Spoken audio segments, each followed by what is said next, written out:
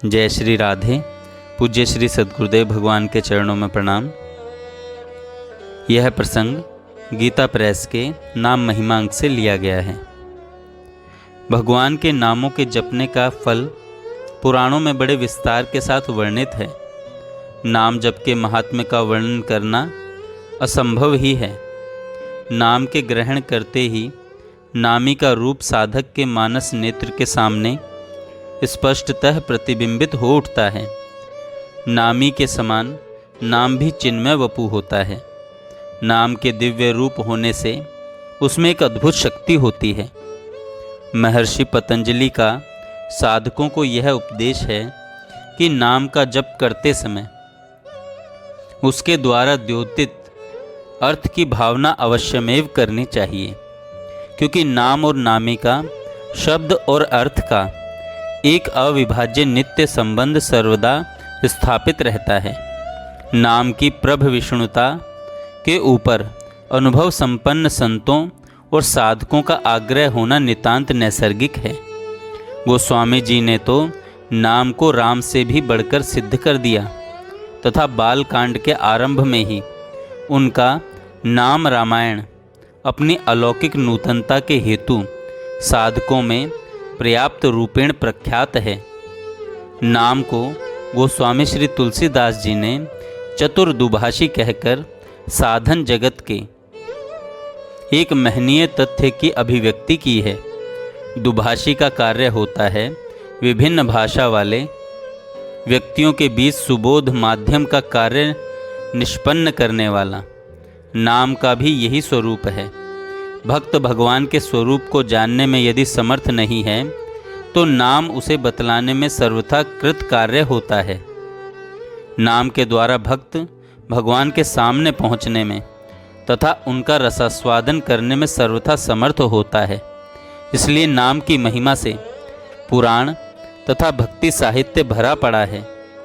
पाप दूर करने का महा औषध है नाम स्मरण।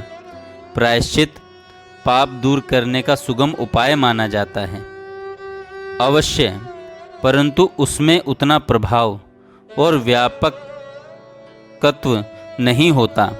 इस विषय में विष्णु पुराण में यह वचन कितना प्रमाणभूत है कि जिसमें चित्त लगाने वाला नरकगामी नहीं होता, जिसके चिंतन में स्वर्गलोक भी विघ्न रूप है, जिसमें चित्त लग जाने पर ब्रह्मलोक भी तुच्छ प्रतीत होता है, और जो अविनाशी प्रभु शुद्ध बुद्धि वाले पुरुषों के हृदय में स्थित होकर उन्हें मुक्ति प्रदान करते हैं, उन अच्युत का चिंतन करने से यदि पाप विलीन हो जाते हैं तो इसमें आश्चर्य की क्या बात है।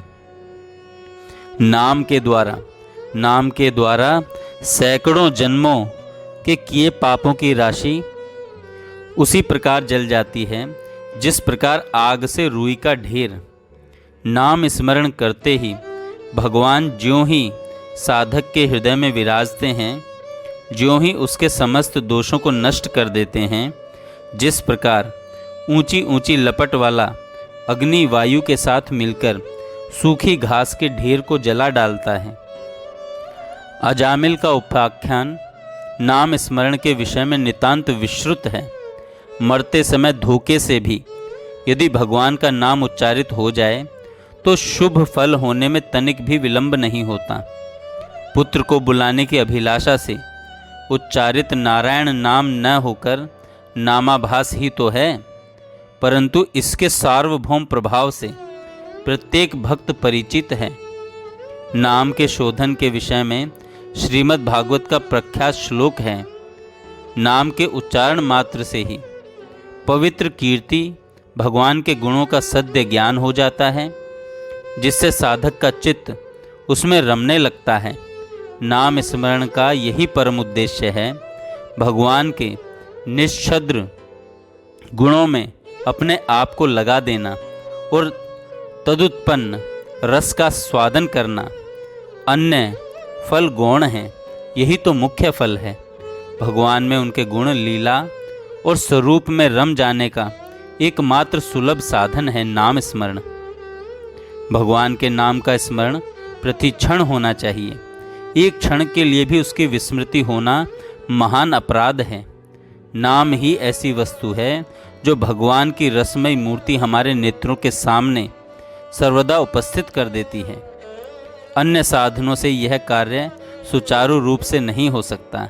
इसलिए शास्त्र का वचन है कि लुटेरों ने किसी संपत्तिशाली धनाढ्य को लूट लिया हो तो चिल्लाना ही स्वाभाविक होता है।